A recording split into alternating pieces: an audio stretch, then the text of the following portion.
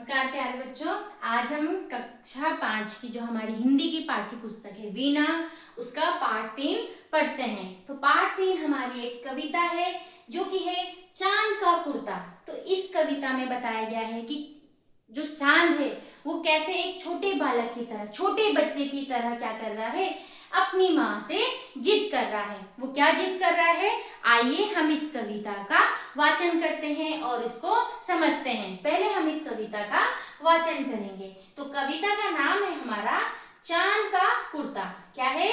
चांद का कुर्ता। तो देखते हैं, जैसे यहाँ पे दिखाया गया ना, चांद है और वो अपनी माता से बातें कर रहा है, अपनी माँ से बातें कर रहा है। तो क्या बातें कर रहा है, वो क्या बोल रहा है, वो इस हम कविता में देखेंगे। तो पहला लिखा है, हटकर बैठा चांद एक दिन माता से यह बोला। तो हटकर बैठा चांद एक दिन माता से यह बोला, सिलवा दो माँ मुझे ऊन का मोटा एक झिंगोला।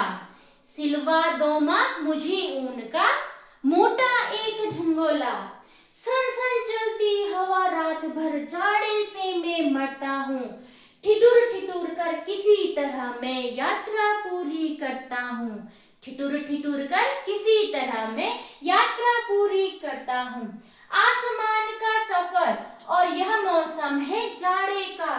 ना हो अगर तो ला दो कुर्ता ही कोई भाड़े का। ना हो अगर तो ला दो कुर्ता ही कोई भाड़े का। बच्चे की सुन बात कहा माता ने, अरे सलोने। बच्चे की सुन बात कहा माता ने, अरे सलोने। कुशल करे भगवान लगे मत तुझको जादू टोने। कुशल करे भगवान लगे मत तुझको कोई जादू टोने। जाड़े की तो बात ठीक है पर मैं तो डरती हूँ। ठीक है, जाड़े की तो बात ठीक है पर मैं तो डरती हूँ।